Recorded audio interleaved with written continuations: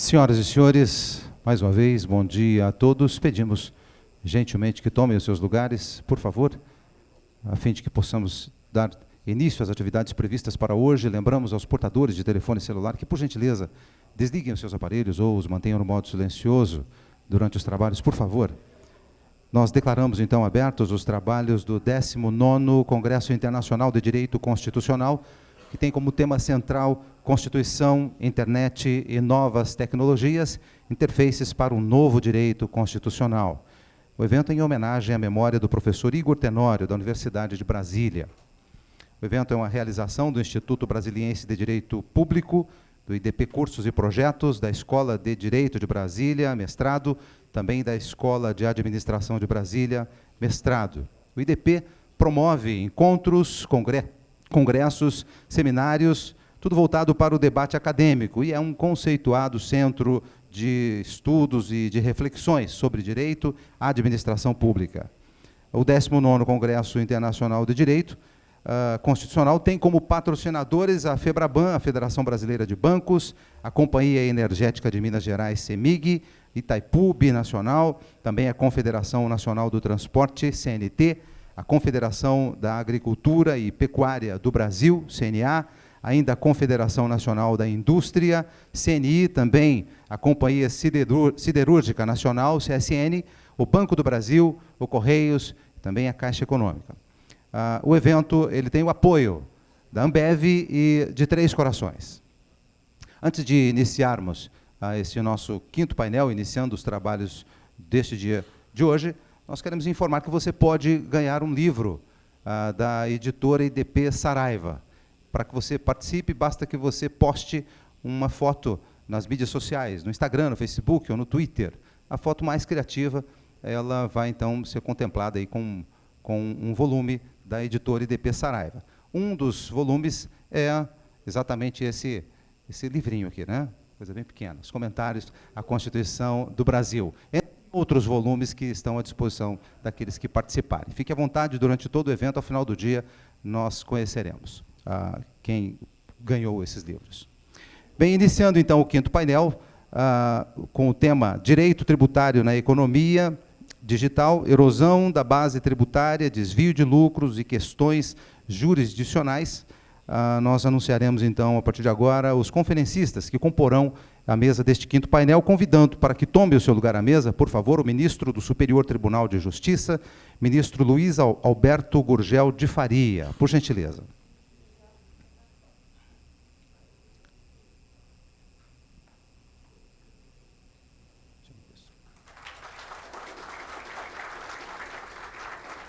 Anunciamos também o secretário da Receita Federal, o secretário Jorge Antônio Deir Rachid.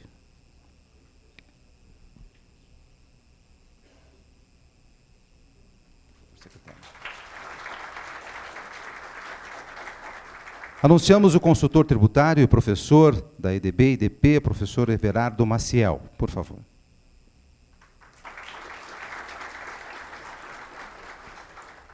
Anunciamos a diretora do Centro de Política Fiscal e Administração da Organização para a Cooperação e Desenvolvimento Econômico, OCDE. Por favor, Caroline Malcolm.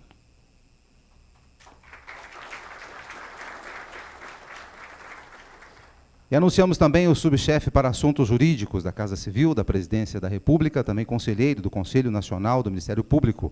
Por favor, Gustavo do Vale Rocha, por gentileza. Ele que será o presidente desta primeira mesa deste dia de trabalhos. Por favor, senhores, queiram se assentar.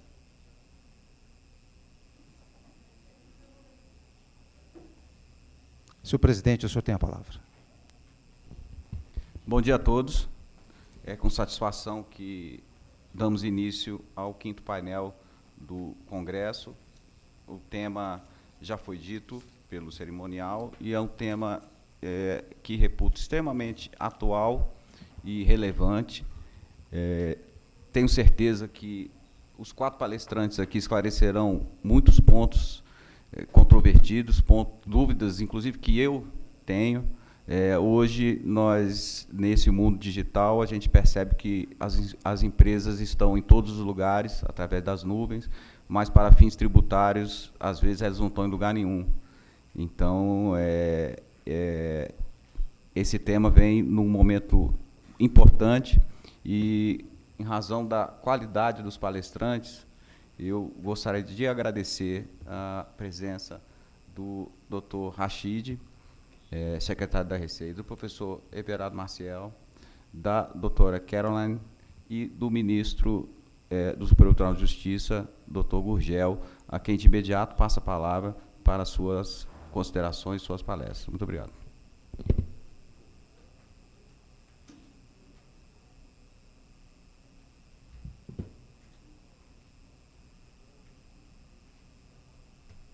Bem, eu gostaria de, nas minhas palavras iniciais, agradecer o convite que me foi feito pelo ministro Gilmar para participar aqui desse evento, e falar de um tema tão relevante, que é o tema pertinente à economia digital, mas eu não poderia também deixar de registrar a satisfação de estar participando de uma banca com pessoas tão seletas e tão especializadas na área em que nós vamos falar, né?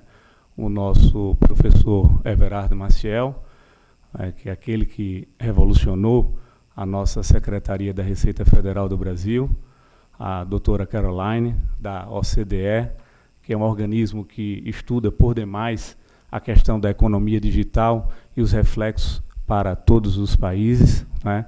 O doutor Jorge Rachid, que volta a emprestar a sua inteligência para a Receita Federal, dirigindo tão bem esse órgão que é importante, importantíssimo para a nossa nação, e o doutor...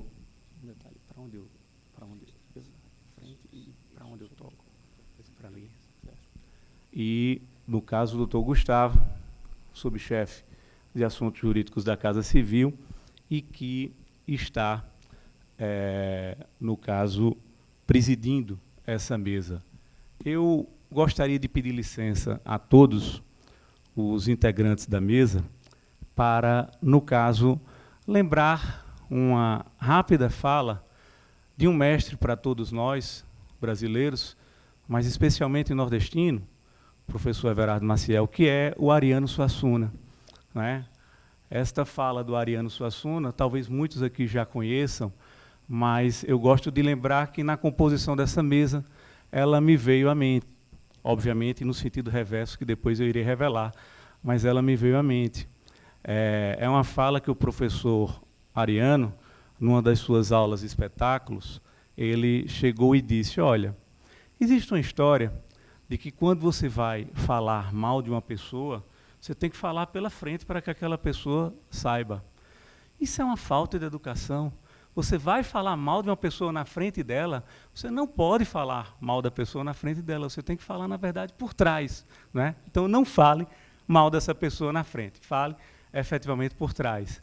Mas, quando é um elogio, a gente tem que fazer pela frente, como eu já tive a oportunidade de, no caso, fazer aqui a todos os integrantes da mesa, mas queria pedir licença a todos para fazer um em especial, que é o professor Everardo Maciel. O professor Everardo Maciel, né, é de Pesqueira, no estado de Pernambuco, que é o meu estado de nascimento, mas eu sou potiguar de coração e pelas raízes, e o professor Everardo, muito jovem, foi secretário da Fazenda, imaginem um desafio desse, depois passou por vários órgãos aqui em Brasília, inclusive na Secretaria de Fazenda do Distrito Federal, e também secretário aqui da Receita Federal. Hoje, empresta o seu saber não só aqui no Instituto de Direito Público, como também sendo consultor de Direito Tributário. E antes de começar, mas sei que o tempo é curto, mas eu não poderia deixar de outra coisa que me veio à memória, professor Everardo. Isso era uma inauguração no interior do meu estado, no Rio Grande do Norte, e o senador Dinarte Maris, que é meu tio-avô, ele estava presente, era em Jucurutu, lá no sertão do meu estado. E aí, Dinarte, ele foi um grande agropecuarista, comerciante, empresário, era daquele tempo que primeiro a pessoa enriquecia para depois é que ia para a política, e assim aconteceu com ele, né? Então ele depois foi governador e depois foi senador. E nessa inauguração, o promotor estava fazendo um discurso e chegou e disse, olha, Dinarte, elogiou, trouxe o currículo dele, que efetivamente, para um homem do campo, era um currículo belíssimo, né? E ao final ele chegou, e Dinarte só tinha um curso secundário, e ao final ele chegou e disse, olha, imagine esse homem se tivesse o curso de Direito. Ele pegou e respondeu, o que é que ele seria? Aí ele disse, o que é que ele seria? Aí Dinarte pegou, atalhou o discurso e disse, seria promotor de justiça em Jucurutu. Quer dizer, sem querer diminuir o Ministério Público, mas ele deu toda uma magnitude. Já com relação ao professor Everardo Maciel, o que é que a gente diria se o professor não, se ele tivesse o curso de Direito, ele seria o professor de todos nós de Direito Tributário, seria o consultor de Direito Tributário, que é tão famoso e que nos empresta tanto saber. Mas bem, vamos ao tema aqui, efetivamente, que é o tema da economia digital. Eu gostaria de dizer aos senhores, esse tema é muito relacionado à questão do direito tributário internacional, né? Então, por óbvio, nós vamos tratar dessa questão, mas eu gostaria de falar um pouco da economia digital do nosso dia a dia, a economia digital aqui um pouco no âmbito, digamos assim, do nosso direito tributário doméstico, para só então falar da parte da tributação internacional. E eu começo, então, destacando a nossa palestra, a nossa exposição será a respeito da economia digital. Só que nós não estamos tão só no âmbito de uma economia digital. Nós estamos, na verdade, no mundo digital, não é? Hoje a gente não consegue mais viver sem estar ligado nos nossos smartphones, nos nossos iPads, nos nossos computadores. Qualquer lugar que nós chegamos e que não tem internet, a gente já fica ali, na verdade, com um verdadeiro pavor, com a verdadeira preocupação, não é? Porque isso passou a ser quase como uma necessidade de uma água, de uma energia elétrica, não é? Então, há uma efetiva necessidade de nós termos, então, esse contato com o mundo digital. E, apenas para exemplificar o que é isso, eu gosto de trazer aqui uma foto que daqui a pouco os bebês, eles no ventre, eles já vão estar ali, de alguma forma, tendo contato com o mundo digital, porque essa foto, ela simboliza bem qual é a realidade que nós estamos vivendo. Não é? Todos, a partir da infância mesmo ali, ainda bebês, elas começam a ter contato, seja com telefones celulares, seja com iPad, seja com computadores, né? Então, isso é uma realidade que, às vezes, como educadores, como pais, como professores, isso nos preocupa, mas está aí, né? Nós não podemos fugir dessa realidade. Então, no que diz respeito ao mundo tributário, ao sistema tributário, nós não podemos também fugir disso, né? Então, os países têm que se preparar para essa realidade, o mundo tem que se preparar para essa realidade, porque com a globalização e com a força que a internet trouxe, né, para essa realidade digital, nós não temos, portanto, como fugir dela. E aí eu entro, como eu gostaria de mencionar, né, para a relevância da economia digital no ambiente doméstico, né, sem ainda falar da parte especificamente do direito tributário internacional. Vejam os senhores como o comércio eletrônico ele vem ganhando força a cada ano, não é? A gente teve, no ano de 2011, 18,7 bilhões de vendas através do chamado comércio eletrônico, né? E no ano passado, nós tivemos 41,3 bilhões, com a projeção de ter, neste ano, em face das dificuldades que todos nós sabemos, um aumento relativamente pequeno, de 8%, mas passando a ter 44,6 bilhões de reais em transações através do comércio eletrônico. É, efetivamente, o mundo digital se transpondo para o mundo real, né? Nós temos, então, as pessoas fazendo cada vez mais aquisições sem que elas precisem sair das suas casas. né, elas fazendo essas compras de forma direta, através dos seus smartphones, através dos seus computadores, através dos seus tablets, né? Então, fazendo compras dos mais diversos bens. Compramos livros, compramos passagens aéreas, compramos televisões, compramos, no caso, eletrodomésticos de uma maneira geral, né? Sem sair de casa e com um detalhe, muitas vezes com preços bem melhores do que se nós formos comprar ali no mundo real, no que diz respeito a uma loja, né? Inclusive, abrindo uma janela, quem quiser fazer alguma compra numa loja, em termos físicos, primeiro faça uma pesquisa na internet, veja qual é o preço daquele produto na internet, imprima e leve para uma loja, é uma dica que eu dou, porque na realidade isso eu já fiz várias vezes e sempre consigo ali um desconto, porque na internet geralmente está mais barato.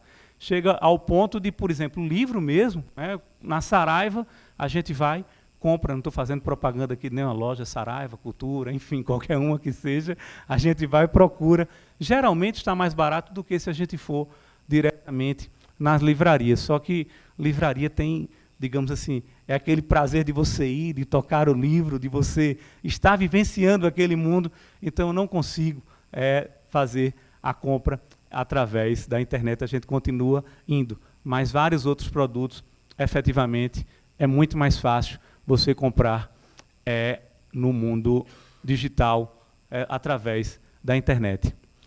Em razão disso, qual foi o reflexo para o direito tributário? O que é que aconteceu?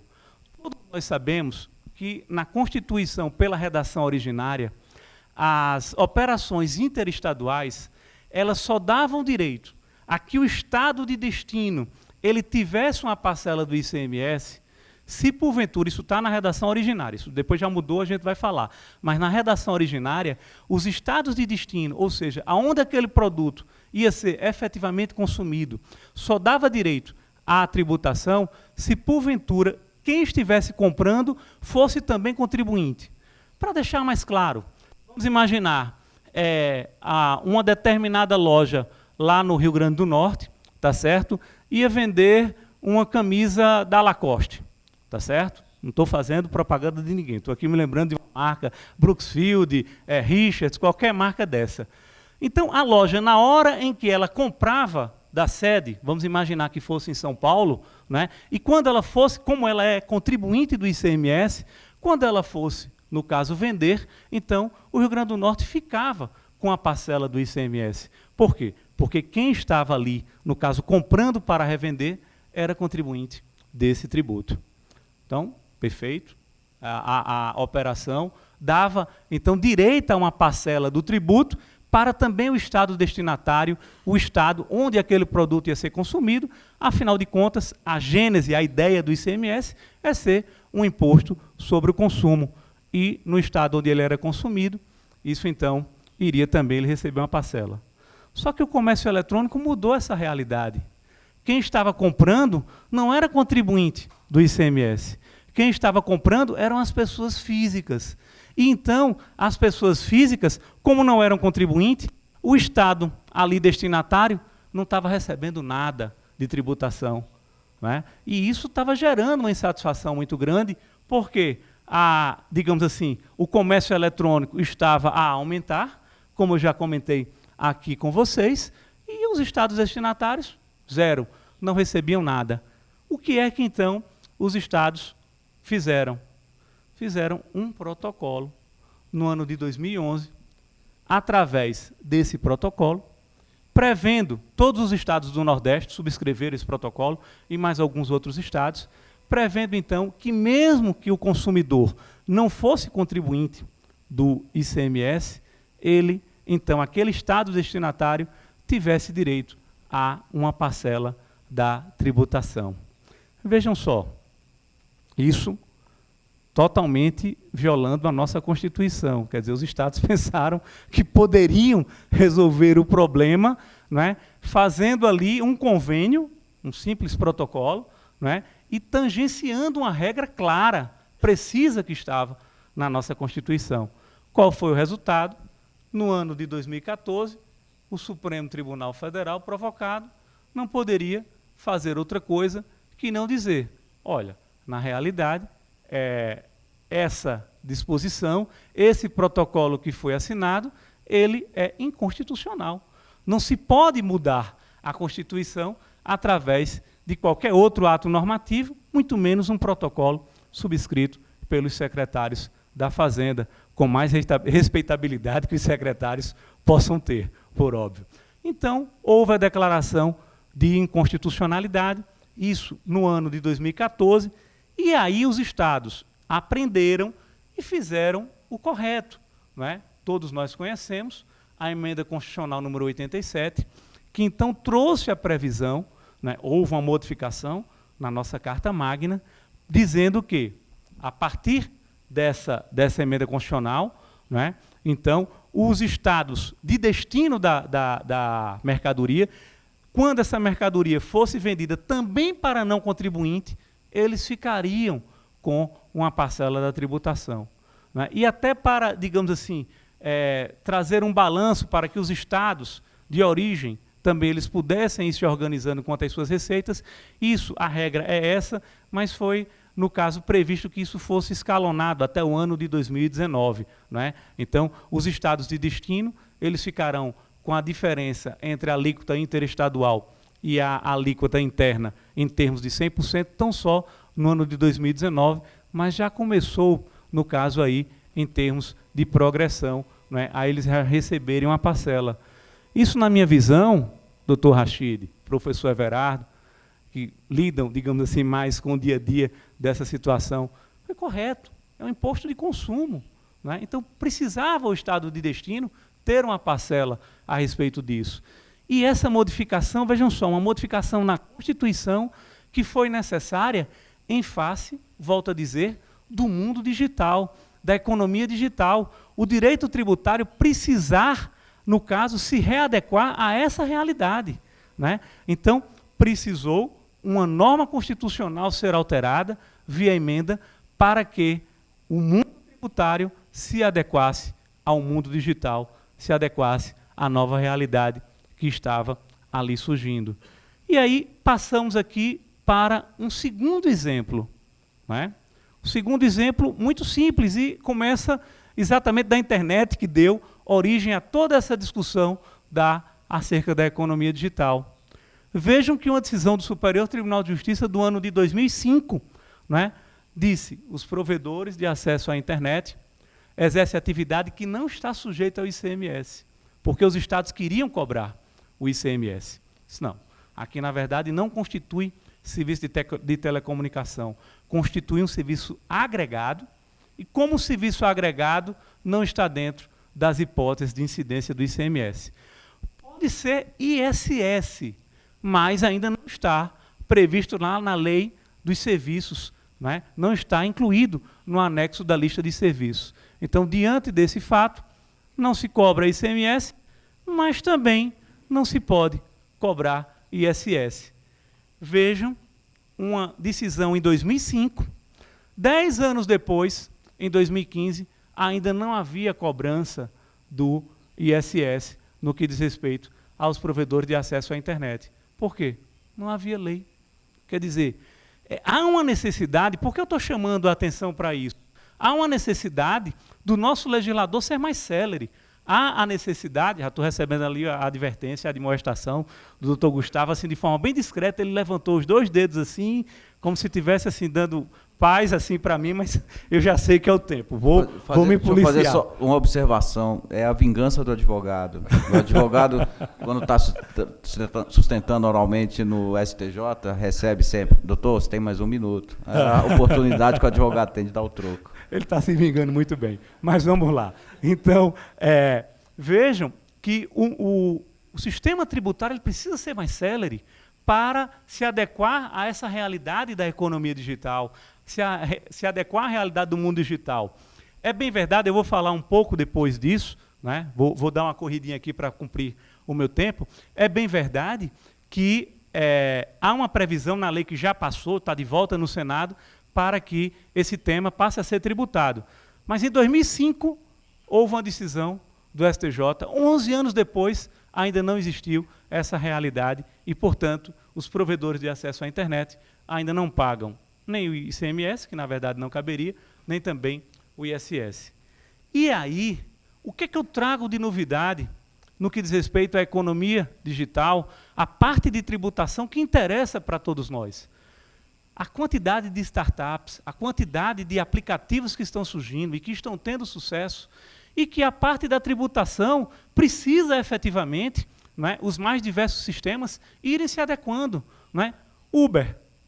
Por exemplo, São Paulo chegou e criou lá uma determinada cobrança de uma outorga, no que diz respeito ao número de quilômetros rodados. Tá certo? Mas o Uber não há, no caso aí, ainda uma cobrança no que diz respeito a imposto sobre serviço, não é? Especificamente no âmbito do município.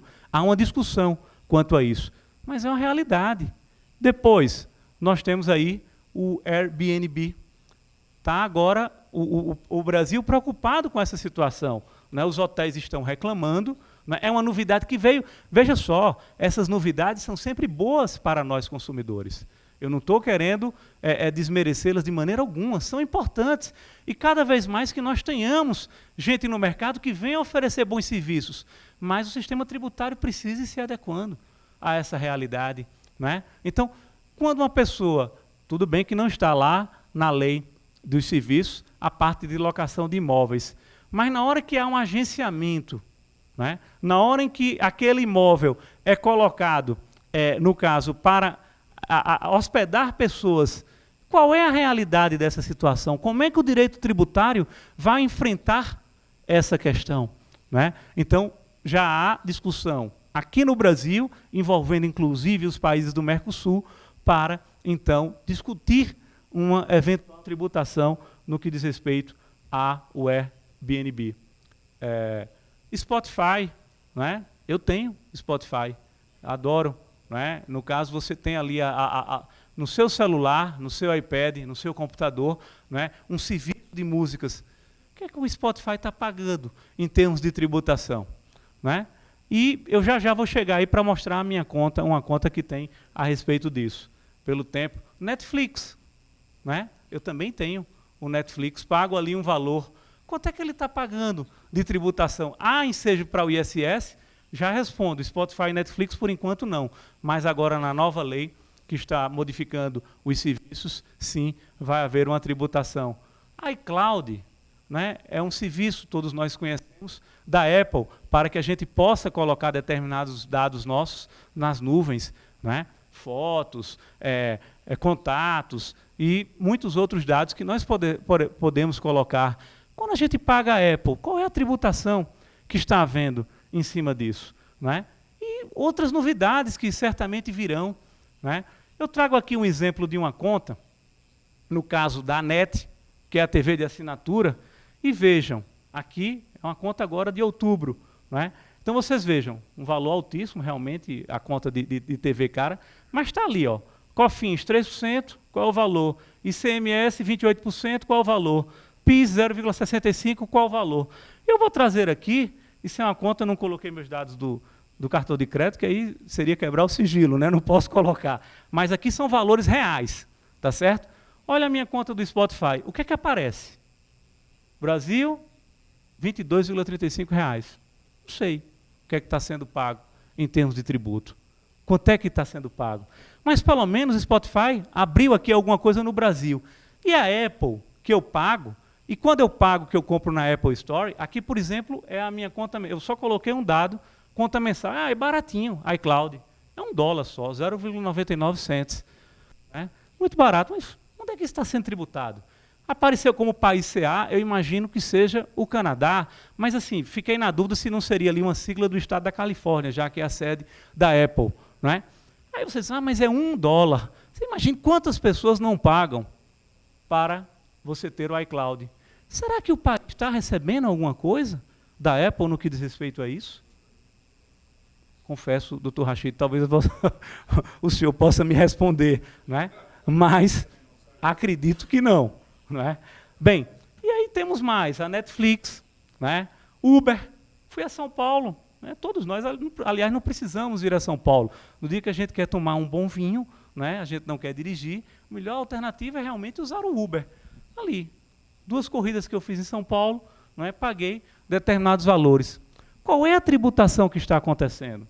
Uma coisa positiva no que diz respeito a essas empresas é que, efetivamente, pelo que eu vi da fatura, elas têm alguma sede, alguma coisa aqui no Brasil. Mas com relação à Apple, que eu sei que tem também, mas tudo que eu faço de compra é porque nesse cartão aqui só tinha um pouquinho, mas outras coisas que eu compro, né, na realidade, sempre vem compra no exterior. Será que está havendo alguma tributação para cá? Bem, a resposta aí fica o tema para oferta de debate.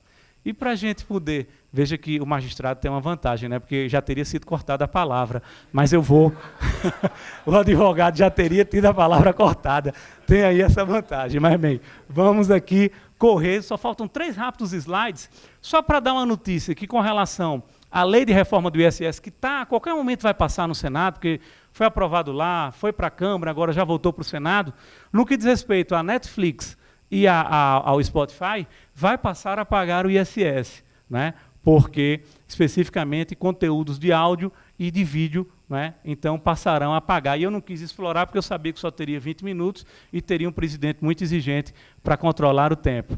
Mas aí eu entro no tópico, e até para, digamos assim, levantar a bola para os outros ilustres palestrantes que seguirão, né? Eu trago aqui a preocupação da OCDE, né? A doutora Caroline certamente irá abordar isso, no que diz respeito que a economia digital, ela traz uma preocupação, onde é que aquele valor efetivamente vem a ser agregado para ser tributado, não é? Qual é a jurisdição que aquele valor vai ser tributado, não é? E dentro desses tópicos que eu procurei centrar muito a questão no aspecto doméstico, mas eu coloco para vocês, por exemplo, o iCloud ou qualquer outra coisa que eu compre no âmbito da Apple, através da Apple Store, não é? Vejam que eu me recordo, só para dar um rápido exemplo, eu cheguei a ser assinante da Spotify comprando na Apple Store. E veja que a minha assinatura era, na época, quando eu fazia pela Apple, era R$ 36,00, porque era para 4 pessoas. Né? E a mesma assinatura, quando eu fiz direto com o Spotify, era R$ 22,00. Quer dizer, um decréscimo muito grande. Imaginem o lucro que a Apple estava tendo em face disso. E o detalhe, quando era pela Apple, vinha desse jeito, como se fosse CA, eu não sei de onde era, em dólar, $5,99, né? Então chegou até a ser, porque o dólar depois não, isso era quando era individual, quando é familiar, que é depois o que eu fiz era mais caro, né? Então, na verdade, vinha sempre lá o valor como se eu tivesse feito a compra no exterior, quando eu estava aqui, tinha feito o contrato por aqui, né? Então, valores efetivamente bem mais caros. E não é à toa que, a respeito desse tema, nós tivemos uma decisão recente da Comissão Europeia, né, dizendo que vantagens que haviam sido concedidas à Apple na Irlanda, elas tinham sido concedidas de forma ilegal, violando normas da União Europeia, de maneira que a Apple teria que devolver para a Irlanda benefícios em torno de 13 bilhões de euros.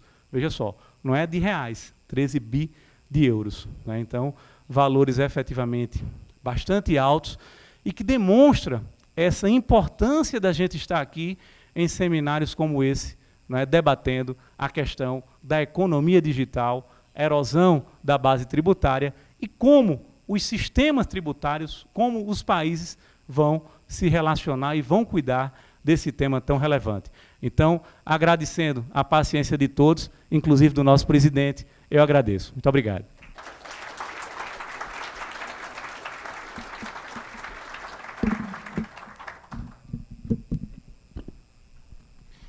Nós que agradecemos a palestra do ministro Gurgel, que de uma forma simples e didática conseguiu expor o tema com bastante clareza. Quanto ao tempo, também agradeço por não ter se extrapolado além do necessário. Dando sequência, eu apresento agora o Dr. Jorge Antônio Rachid, que é secretário da Receita Federal, foi adito tributário e aduaneiro junto à Embaixada do Brasil em Washington de 2009 a 2013, secretário da Receita Federal do Brasil de 2003 a 2008, exerceu cumulativamente o cargo de secretário da Receita Previdenciária do Ministério da Previdência Social de 2005 a 2007, Foi secretário adjunto da Receita Federal de 2000 a 2002 e foi coordenador geral de fiscalização da Receita Federal de 98 a 2000. De Receita Federal, percebe-se que ele entende um pouco, né? Então, de imediato, eu passo a palavra ao doutor Rachid.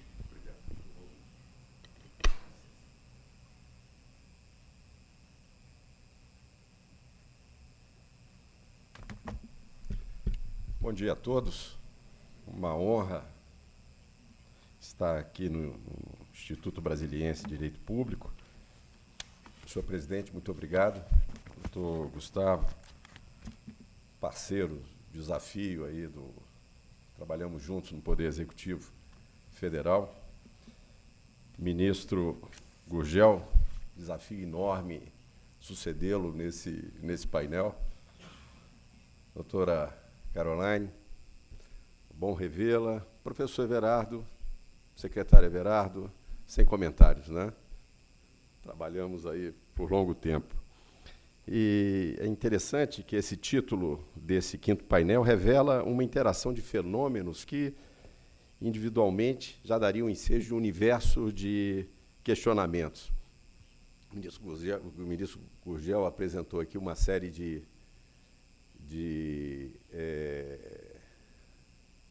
serviços, aplicativos, ações que a economia digital oferece para todos nós. Eu acrescento até nesse mundo digital aqui comentada a questão da internet das coisas, né? Uma coisa interessante que, por exemplo, você compra uma geladeira, essa geladeira pode lhe oferecer um serviço de, a partir do momento que acabar um determinado produto, uma manteiga tal, ela já aciona o supermercado e, semanalmente, mensalmente, lhe oferece a sua cesta de produtos. Isso já está sendo uma realidade. Secretário Everardo, e coisa de doido, no nosso tempo falava, né, coisa de doido, é a impressora digital, né? Eu estou em casa, boto meus ingredientes, resolvo fazer uma pizza, né? É uma coisa, uma revolução.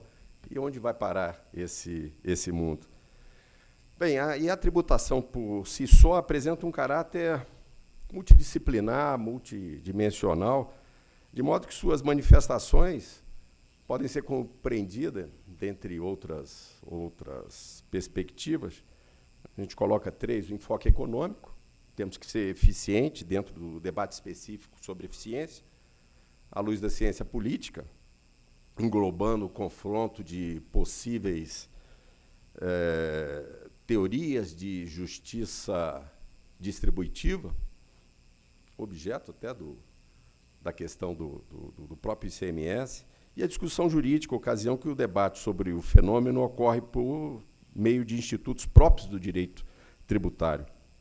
Especialmente nesse último caso, eu acho que cabe destacar que o nosso ordenamento jurídico, todos sabem, ele é dotado de uma singularidade, né? Muito do direito tributário brasileiro está inserido na Constituição Federal.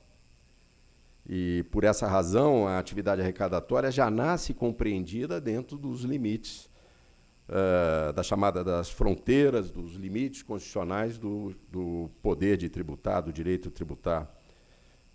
E, portanto, temos que, ao mesmo tempo, ser eficientes, sob prover adequadamente aos cofres públicos os recursos necessários, sem causar distorções, sem afastando potenciais distorções do mercado e, ao mesmo tempo, equitativa, na medida que algum parâmetro de justiça adotado pela sociedade deva ser cumprido. Portanto, é um desafio eterno, o ministro Gurgel colocou aqui, imposto à administração tributária é a adequação tempestiva da sistemática de tributação à realidade econômica. Nesse ponto, é uma questão que a economia digital implica um desafio sem precedentes à atividade financeira do Estado.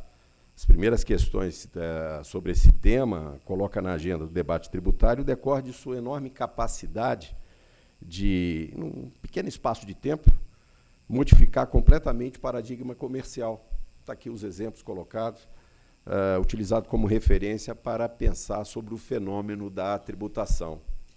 Spotify, coisa de poucos anos atrás, né? Uber, da mesma forma, pelo menos aqui no Brasil. Então, a enorme velocidade com que os novos modelos de negócio nascem, desenvolvem e são substituídos, decorrência dessa frequência, dessas inovações tecnológicas, demanda uma alta capacidade do Estado em se adaptar rapidamente a essa nova realidade. Com essa adaptação, infelizmente, podemos dizer, pode não se dar na mesma velocidade das inovações. E, deste modo, acaba por acarretar uma série de distorções muito bem apresentadas, Ministro Gurgel, essas distorções inesperadas no plano social. Está aí uma situação que, dentre elas, vem a chamada erosão da base tributária. Os detalhes sobre essa erosão eu vou comentar mais adiante, mas eu acho que o ponto que deve se destacar nesse momento é essa limitação do exercício da soberania tributária dos países. Se tratando especialmente sobre economia digital,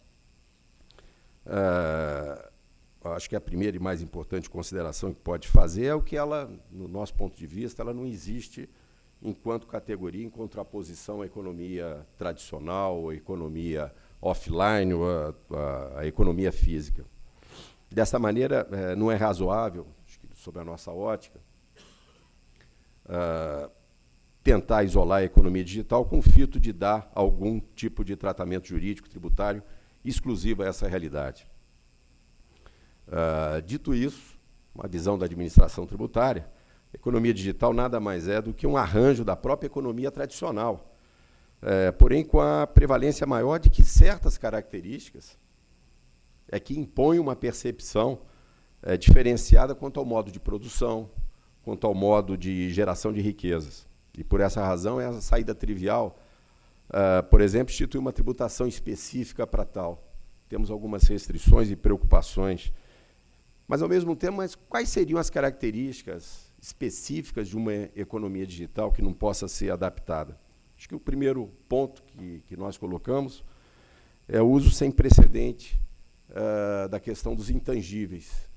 Intangíveis é algo que, para nós, na tributação, já existe, enfim. Mas um elemento importante para a economia digital nessa cadeia de valor.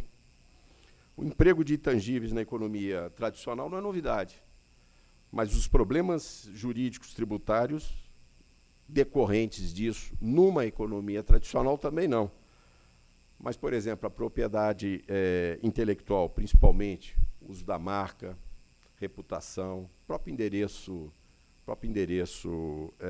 eletrônico, a posição das empresas no mecanismo de busca, tudo isso acaba influenciando. São todos elementos centrais de uma variedade de modelos de negócio que surgem de diversas novas tecnologias. Então, antes mesmo os intangíveis possuem um papel relevante na produção de bens, o surgimento da economia digital, eles assumem um protagonismo importantíssimo nesse processo de cadeia de valor. A segunda característica é o uso maciço, sobretudo, de dados pessoais, como elemento fundamental no desenvolvimento dessas atividades. Uma empresa, como qualquer, tem lá seu banco de dados.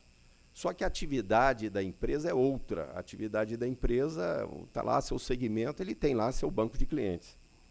No caso da economia digital, o próprio banco de dados pessoal, e nisso inclui informações sobre hábitos de navegação de internet, compras, interesses, poder econômico, enfim, configura o principal ativo da empresa.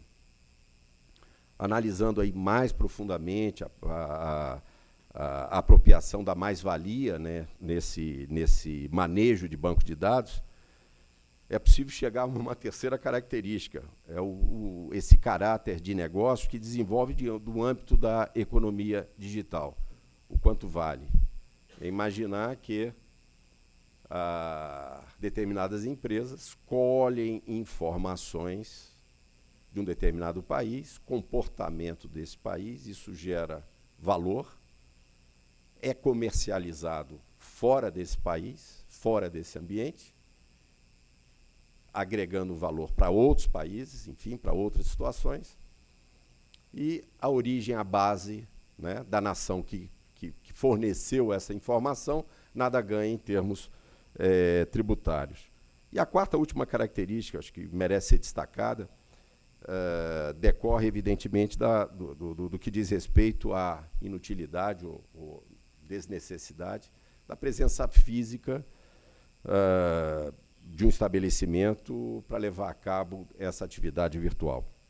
Ocorre que, sem essa necessidade de quaisquer meios físicos de produção para atender esse mecanismo, é interessante que torna-se muito mais difícil para uma administração pública justamente alcançar estas posições. Então, em resumo, quando falamos em economia digital, estamos nos referindo a atividades que desenvolvem relação muito mais intensa com essas características e, por isso, realmente torna desafiadora para o Estado.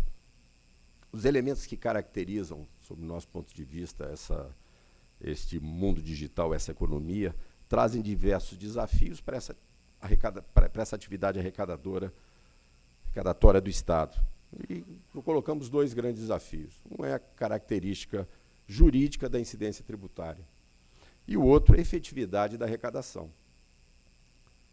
Destacando o primeiro ponto dessa característica jurídica, quando nós falamos dessa dificuldade, queremos dizer que os elementos que caracterizam a economia podem conduzir a situações não muito simples em relação ao próprio nascimento ou não de uma obrigação tributária.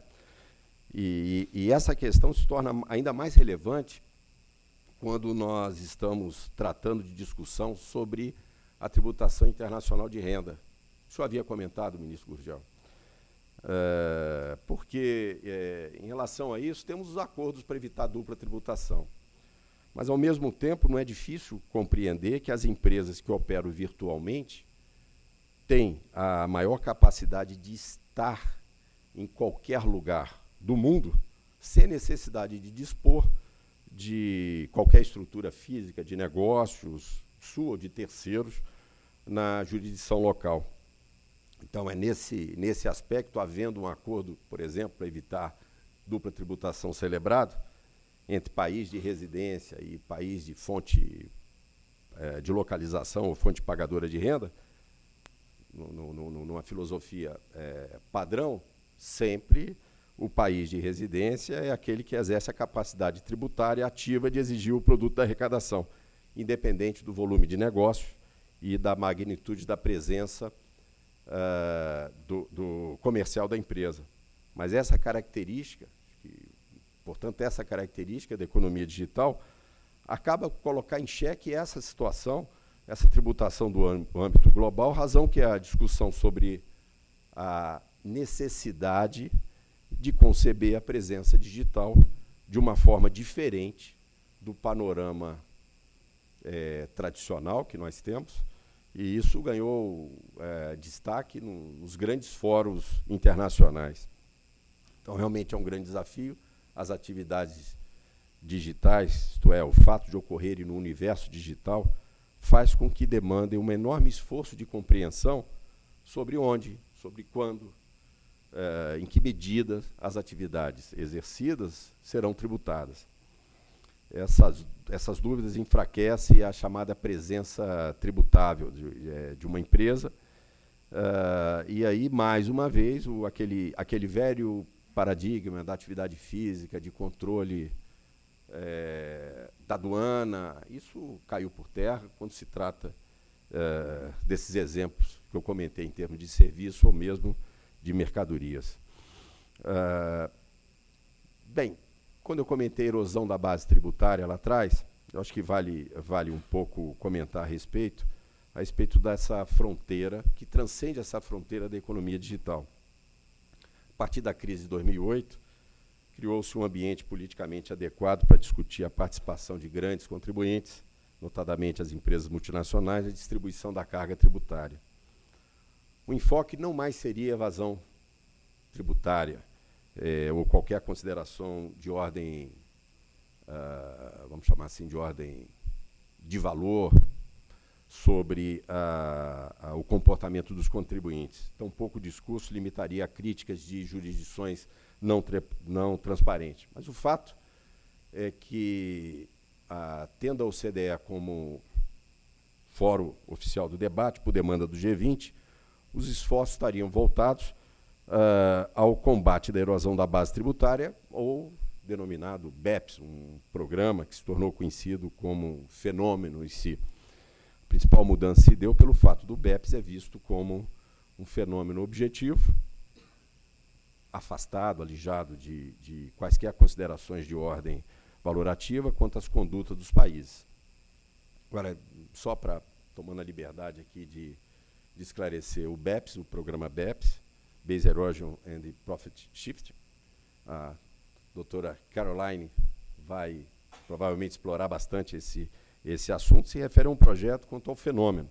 E no Brasil, por exemplo, muito se debate o projeto, com o objetivo de verificar que poderia ou não ser adaptado à nossa legislação, mas eu acho que é importante nós focarmos também nessa questão do o que é afastar, neste âmbito do projeto, afastar as distorções na concorrência, é o que colocado, principalmente entre empresas multinacionais e aqui operam localmente, e a injustiça fiscal, onde especialmente o deslocamento da carga tributária das empresas multinacionais sobre o contribuinte local, que não tem como fugir da tributação. As outras podem fugir de tributação. O ministro Gurgel colocou aqui a questão da telecomunicação, um ponto, o quanto reduziu o custo da telecomunicação mediante o uso de instrumentos de comunicação virtual, né?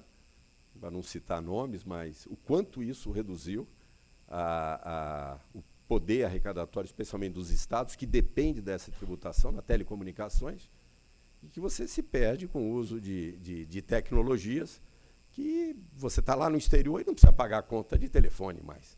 Você fala de qualquer ponto.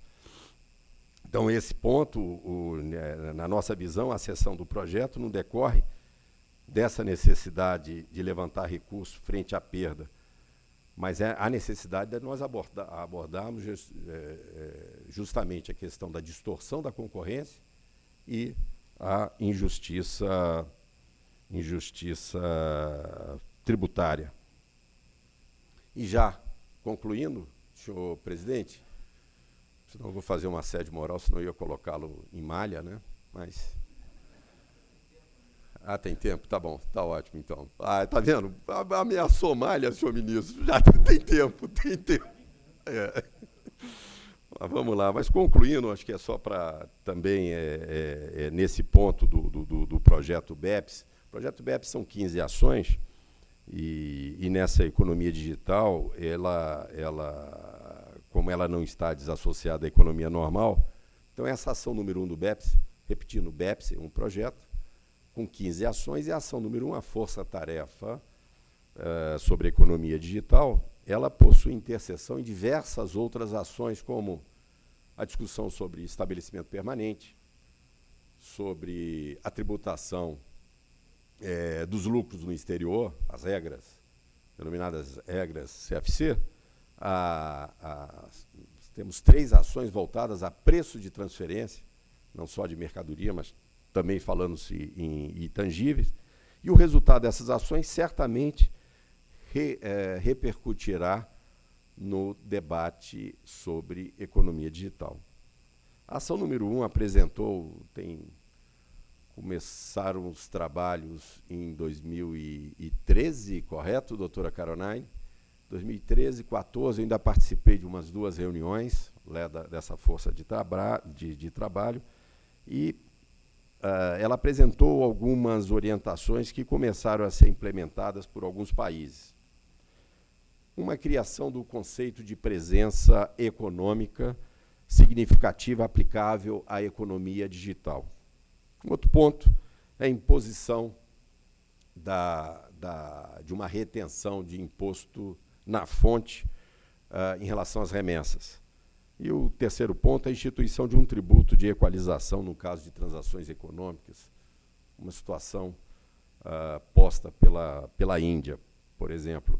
Embora a efetiva implementação destas sugestões dependam, né, de uma análise quanto à harmonização do seu ordenamento com fins dos mecanismos específicos, ao menos o norte esse grupo ofereceu para enfrentar essa questão.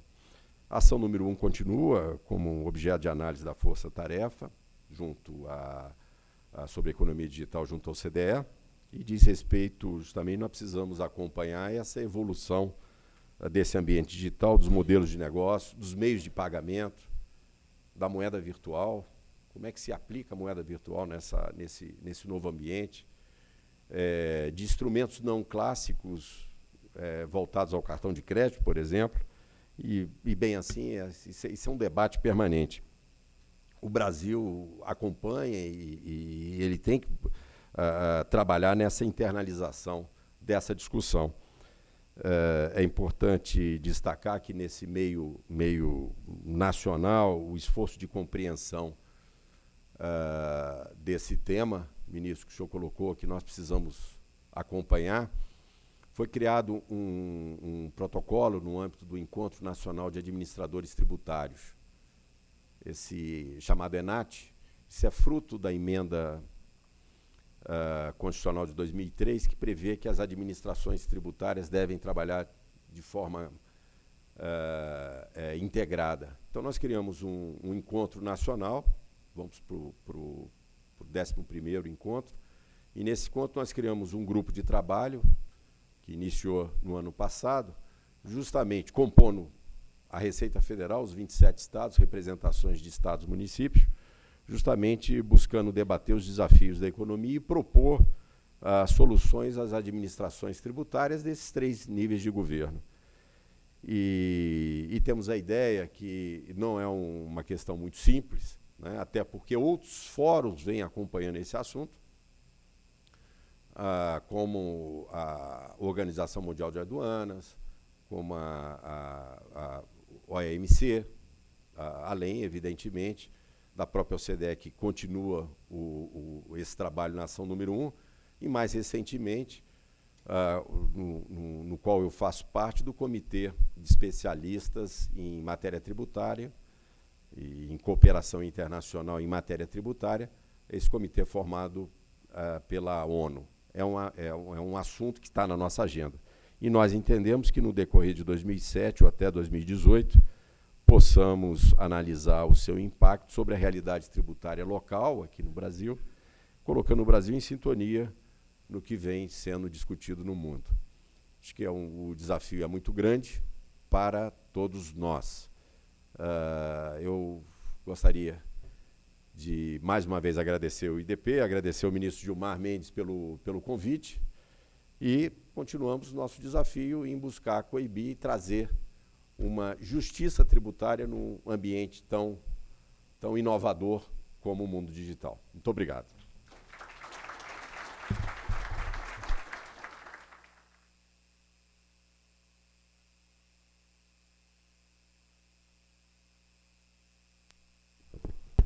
Agradeço ao secretário Rachid, que com sua larga experiência na Receita Federal nos passou uma visão do tema sob a ótica da administração pública, e de imediato eu tenho a honra de anunciar a palestra do professor Everardo Maciel, que dispensa maiores apresentações, como já dito pelo ministro Gurgel, pelo secretário Rachid, mas o professor Everardo Maciel, além de professor do IDP, ele foi secretário da Receita Federal de 1995 a 2002. E, nesse caso, mesmo como presidente da mesa, eu não terei a ousadia de contar o tempo que o professor Maciel terá para falar.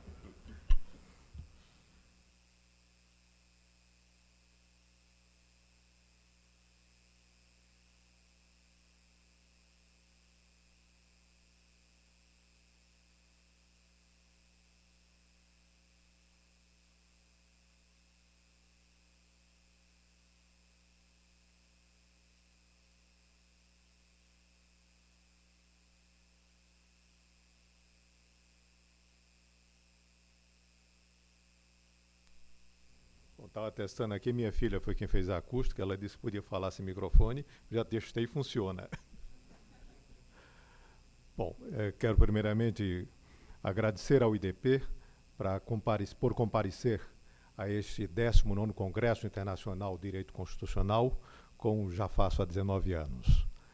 E cumprimentar os integrantes da mesa deste painel, o presidente, o Dr. Gustavo Vale Rocha, subsecretário de Assuntos Jurídicos da Casa Civil, não apenas cumprimentar, mas agradecer as palavras gentis e generosas do ministro Luiz Alberto Gurgel de Faria, cumprimentar a senhora Carolina Malcolm, que aqui representa a OCDE, e dirigir um especial cumprimento ao meu querido amigo Jorge Rachid, secretário da Receita Federal e companheiro de trabalho por tantos anos, como também dirijo uma saudação especial a um não integrante desta mesa, que é a professora Fátima Cartacho, diretora da Escola de Direito de Brasília, e também, como Rachid, não apenas amiga, mas uma colega de trabalho por tantos anos. Dizer que o tema que nos foi oferecido para fazer essa exposição é um tema que trata de uma questão extremamente relevante no mundo de hoje, mas, ao mesmo tempo, que nos permite, que nos faculta fazer uma exploração de cenários e de situações sobre as quais, ainda hoje, prevalecem mais dúvidas do que certezas. É certo que, como dizia um poeta, o passado é um país estrangeiro, no qual se fazem coisas que já não mais se fazem hoje. Mas eu quero acrescentar que o futuro está bem próximo.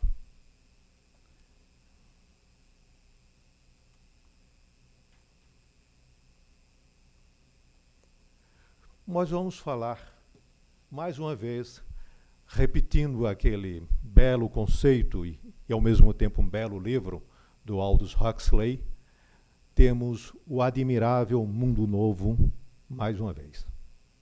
E é dele que vamos falar um pouco.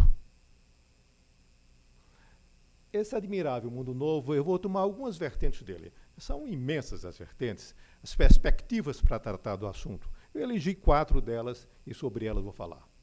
No campo da economia, quais são os fatos mais marcantes, mais relevantes que temos a falar?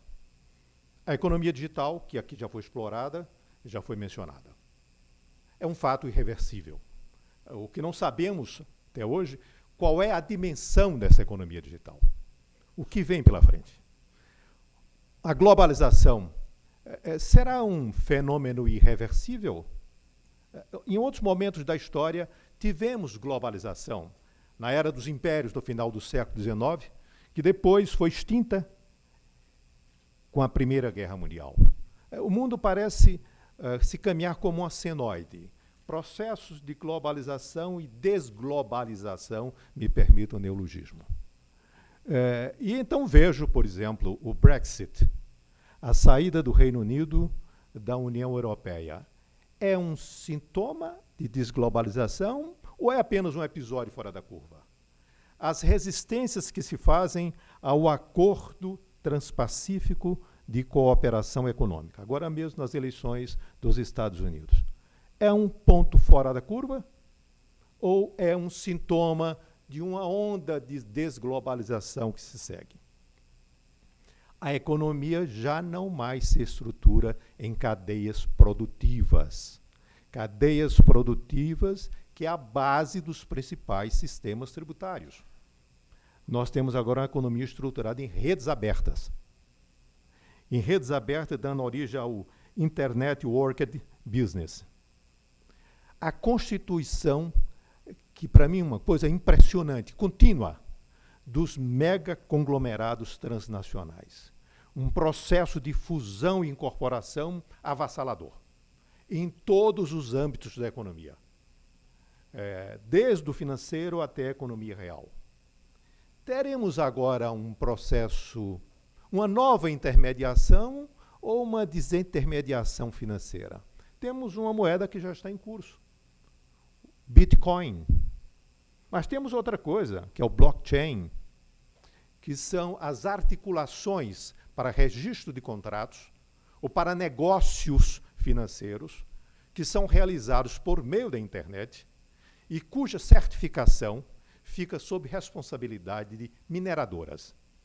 Pessoas, empresas, supercomputadores, enfim, com todas as possibilidades. Eu não estou falando de uma coisa para um futuro longínquo, não. Esta matéria já está sendo discutida no Banco Central do Brasil, na FEBRABAN do Brasil, como é claro, e num consórcio formado pelo Santander, pelo Bank of America, pelo Citi e pelo JP Morgan.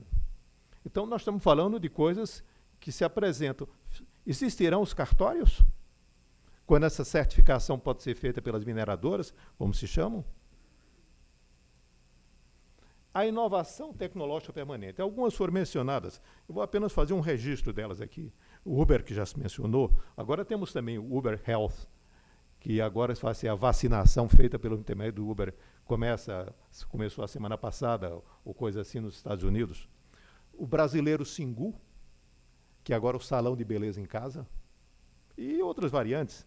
Veículos não tripulados já estão em teste para entrar em futuro muito próximo como um fato novo. O trabalho não presencial, as novas formas de produção agrícola, eu andei por acaso lendo e estudando um pouco isso, a produção em estufa de lã de vidro. E se a produção vai ser em lã de vidro, como é que fica a tributação da terra? É que não tem terra mais. Drones de controle de rebanhos e a mão de obra que cuidava disso. A internet das coisas, que aqui já foi muito bem mencionada pelo secretário Rachid, a impressão em 3D, também como um fato novo, a robótica, eu já vi, já como fato, na China, robôs servindo como garçons. A nanotecnologia, que avança também de forma avassaladora, a ponto deste ano ser merecedoras, 2 químicos serem merecedores do Prêmio Nobel de Química tratando dessa matéria, que são as nanomáquinas. E o Estado? Como fica nisto? Primeiro, é certo que essa inovação tecnológica permanente vai repercutir na produtividade, nos custos de transação, e veja lá, nas bases da arrecadação tributária, porque vai tomar um rumo inesperado, imprevisível, e, por consequência, se houver redução, no tamanho do Estado. A falência dos modelos previdenciários vigentes. Houve e há uma inversão continuada na pirâmide populacional, no perfil demográfico, que antes, uma base muito grande para a sustentação de um número pequeno de aposentados, o aumento da expectativa de vida e redução da natalidade inverteu a pirâmide e agora nós teremos um problema sério de financiamento da Previdência. Não no Brasil, no Brasil também. Nós perdemos a oportunidade de fazer isso. Ainda resta um mínimo para fazer esse conserto, mas no mundo inteiro. Não seria, portanto, surpreendente nós falarmos em conflitos intergeracionais. Esses jovens vão querer pagar a alíquota de 50% usando o modelo vigente para financiar aposentadorias? Duvido muito. Então, nós temos aí um problema muito sério. Sigilos fiscal e bancário ainda persistirão? No ranking dos 10 países menos transparentes do mundo, produzido por The Tax Justice Network de 2015, nós tínhamos os menos transparentes: Suíça, Hong Kong, Estados Unidos, Singapura, Ilhas Cayman, Luxemburgo, Líbano, Alemanha, Bahrein e Emirados Árabes. Os sigilos fiscais e bancários vão suportar os vazamentos? Os Luxembourg Leaks, Swiss Leaks, Panama Papers, Bahamas Papers. Eu criei aqui o WikiLeaks. Eu não sei qual é, vai ter um próximo. E o iPapers, também não sei qual é, vai ter um outro Papers por aí afora, de algum lugar que eu não sei o que é. O sigilo vai suportar a Deep Web, a web criptografada, que resiste a qualquer processo de decodificação. Vai resistir a Dark Web. Dark Web é a web fora da web. Então, como fica o sigilo diante dessas questões? E a tributação? O meu querido amigo, bom, eu devo dizer que eu só obedeço ao Gustavo Vale Rocha. Muito obrigado pela gentileza, mas ele já me liberou de qualquer prazo. Bom, o meu querido amigo Vitor Tanzi, um dos maiores tributaristas do mundo, criou a expressão fiscal termites, os cupins tributários, no célebre artigo publicado na revista do FMI em 2001. Eu preferi falar, nós estamos falando de erosão. Estamos falando de erosão e estamos falando no Brasil, é melhor falar em saúva tributária. Quase todos aqui mais jovens que eu, certamente todos, talvez não vão se lembrar de uma frase famosa dos anos 50. Ou o Brasil acaba com a saúva, ou a saúva acaba com o Brasil. Então, nós vamos fazer eu prefiro usar a expressão a saúva tributária no lugar dos cupins tributários. Os ciclópicos planejamentos tributários abusivos são hoje uma realidade. E eu cito um dado aqui da OCDE. No universo de 400 multinacionais, constatou-se uma média de pagamento do imposto de renda sobre o lucro de 4% a 5%, enquanto que nos países ricos, essa média, em relação ao conjunto das empresas, é de 24%. Dados outros reforçam essa tese. Sobre ainda o segundo ponto, a competição fiscal nociva. É evidenciada especialmente pelos paraísos fiscais. Os paraísos fiscais, segundo dados da London School of Economics, abrigam 1/6 da riqueza mundial. Os privilégios do mercado financeiro, consistindo particularmente na dedutibilidade de juros e comissões, hedge e derivativos, e outras formas de tributação do capital financeiro. Falo do privilégio vis-à-vis a economia real. E quais são as vítimas prediletas das saúvas tributárias? Nos países não desenvolvidos, os países não desenvolvidos perdem 3 vezes mais receitas tributárias em virtude dos negócios transnacionais do que os desenvolvidos. Do outro lado, as atividades das empresas multinacionais produzem perdas anuais de 100 bilhões de dólares nos países não desenvolvidos, o que corresponde a 1/3 da base potencial do imposto de renda das corporações, com dados da Conferência do Comércio e Desenvolvimento das Nações Unidas. O que fazer para enfrentar a erosão das bases tributárias e o deslocamento de lucros?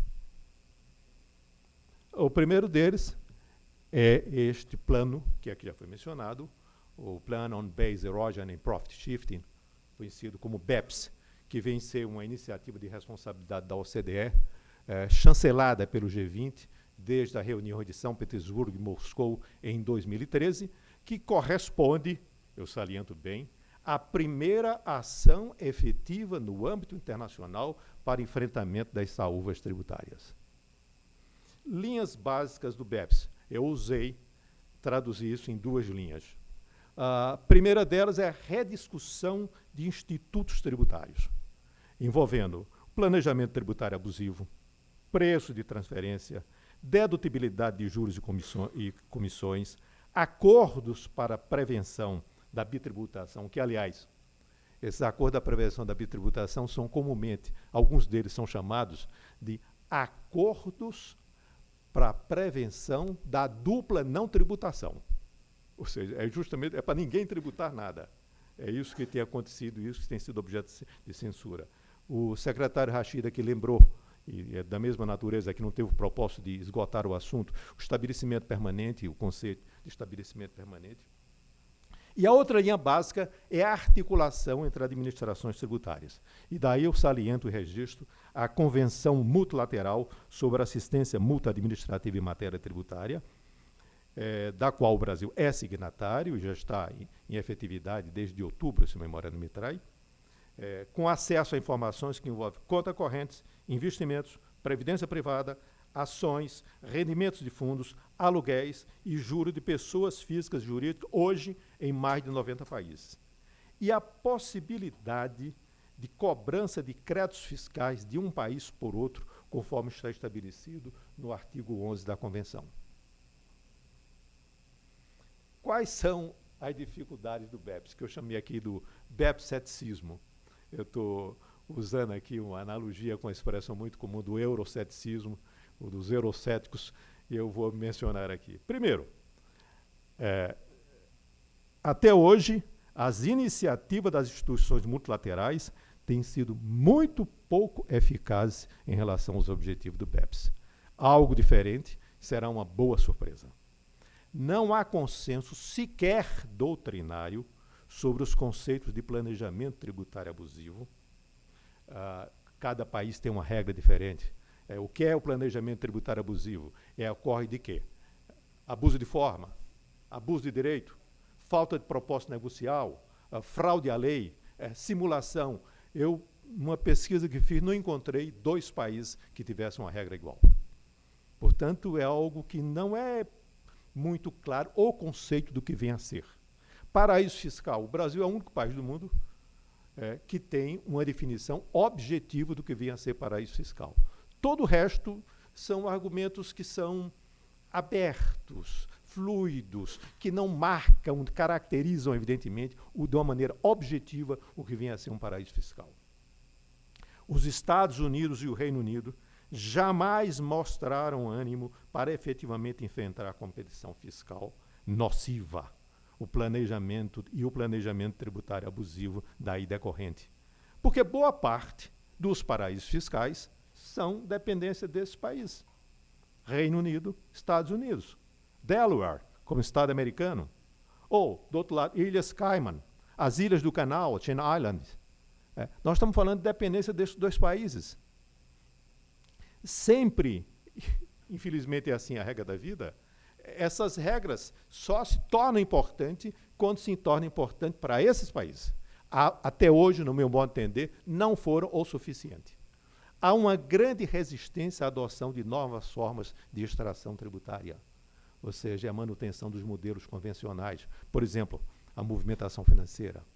E não são desprezíveis as dificuldades para a obtenção, em cada país, de apoio político a propostas de mudanças. É preciso, ou isso se faz em conjunto, ou não funciona. Considerada, sobretudo, a barreira da jurisdição nacional. Que essas matérias, menos aquelas que dependem de acordo, quando envolvem conceitos, elas têm que ser incorporadas à legislação interna. E isso envolve um ajuste, e os sistemas tributários são diferentes entre si. E nós temos que compreender que diferenças não são imperfeições, são diferenças. E isso porque retrata a história e a cultura de cada país.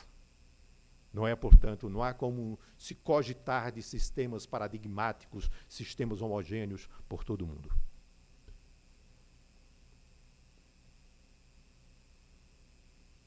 O que não se fala no BEPS? Não se fala no BEP da possibilidade cada vez mais forte dos novos princípios de política fiscal.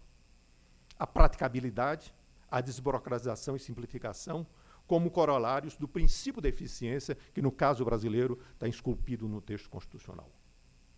A moralidade do Estado e do contribuinte, aqui eu estou usando a expressão clássica do Klaus Tiepick, o grande tributarista alemão, que tem um livro excepcional, exatamente com esse título. É aquilo que hoje a doutrina se refere de uma maneira muito aberta, da chamada tax morality, quer dizer, como uma regra mundial. A razoabilidade e proporcionalidade, que são princípios novos daqueles clássicos da capacidade contributiva, da neutralidade, que se inscreve com a nova construção de uma política fiscal. E, particularmente, eu destaco a pretensão cada vez maior de correção de desigualdades de renda por meio do sistema tributário. Primeiro porque a transnacionalidade dos negócios e a grande mobilidade dos fatores inviabilizam essa pretensão. Um exemplo clássico disso foi quando o presidente francês, François Hollande, ele estabeleceu um aumento da tributação das pessoas físicas. À época eu escrevi um artigo dizendo, só vai tirar contribuinte do país. 2, não vai aumentar 1 centavo de arrecadação. não aumentou um centavo de arrecadação, mas conseguiu fazer uma coisa inacreditável. O maior ícone do cinema francês, Gérard Depardieu, hoje é cidadão russo. É inacreditável. Aliás, desculpem a expressão, não devia falar sobre preconceito, mas é um preconceito mesmo.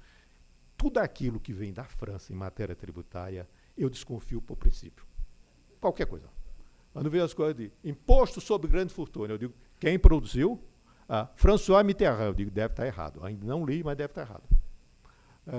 Quando aparece esse ilustrado Thomas Piketty, que fez um livro, Vai Ficar Rico, um livro imenso, para corrigir a desigualdade, eu acho que a primeira correção foi a dele próprio, com um monte de tabelas, ilustrado com umas pequenas frases de subliteratura, que ele achou que era uma literatura sofisticada de Balzac e outros autores de menor monta. E depois, eu não olhei essa tabela dele, que eu não vou perder tempo com aquilo. Eu só quero ver quais são suas conclusões. As conclusões eram duas. Uma, vamos resolver os problemas da desigualdade de maneira muito simples. Vamos aumentar o imposto de renda progressivo das pessoas físicas e em escala progressiva até 80%. E aumentar o imposto sobre heranças até 80%, também em escala progressiva. E aí coroa a sua tese em escala mundial. Eu olhei para aquilo, disse, olha, eu acho que isso é razoável, começa a discutir, quando superarmos alguns pequenos obstáculos. Primeiro, conseguimos pacificar as relações entre a Ucrânia e a Rússia. E logo em seguida, entre os Estados Unidos e a Coreia do Norte. E, por fim, entre a Palestina e Israel. Depois que a gente fizer esses acordos, a gente começa a discutir escala mundial. Quer dizer, eu já disse, e aqui repito, quando eu falo sobre essas coisas, eu digo, eu me lembro muito de um físico austríaco chamado Wolfgang Pauli, Prêmio Nobel de Física, autor do célebre Spin de Pauli, que quando apresentaram um trabalho para ele, isso eu me refiro agora à obra de Piketty, ele examinou e disse, professor Pauli, o que o senhor acha disso? Esse meu filho está aqui, sequer está errado. Entende? Então, sobre Piketty, eu digo, sequer está errado, eu me recuso a debater esse assunto. Bom, dizer também que desigualdades têm causas múltiplas. É completo simplismo, é simplório atribuir ao sistema tributário. Com intensidade variável no tempo e que são também permanentes, sendo mera utopia sua eliminação. E me parece que aquilo que é óbvio há tanto tempo, que a forma mais efetiva de enfrentar a desigualdade de renda é por meio do gasto público.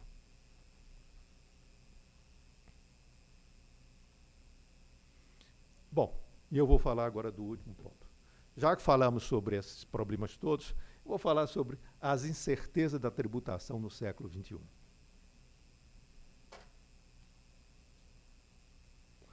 Primeira delas, será o IVA a tributação de consumo no século XXI? Como é que ele captura a economia digital? Como é que vai conseguir medir esses fatos? Numa economia estruturada em redes, é muito difícil fazer-se a aferição de valor agregado. Certamente vamos caminhar agora para a ideia de valor gerado e não valor agregado. Eu estou pondo aqui, verão assim, um conjunto de interrogações, porque aqui eu estou fazendo um trabalho, estou fazendo uma observações de caráter estritamente especulativo.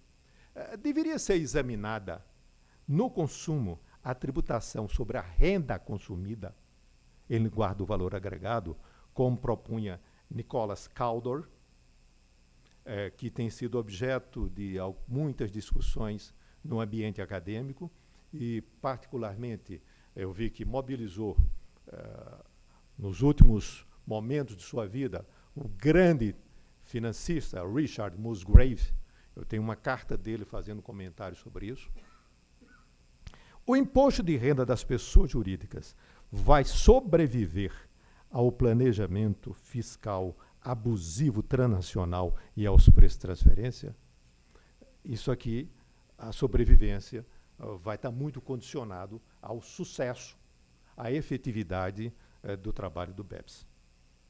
Será factível uma integração entre a tributação da renda e do consumo? Se eu imaginar a renda consumida, sim. Mas isso é uma mudança, e eu não me surpreenderei se nós tivermos uma mudança tão forte no sistema tributário como o que ocorreu nos anos 50 em relação à tributação do consumo.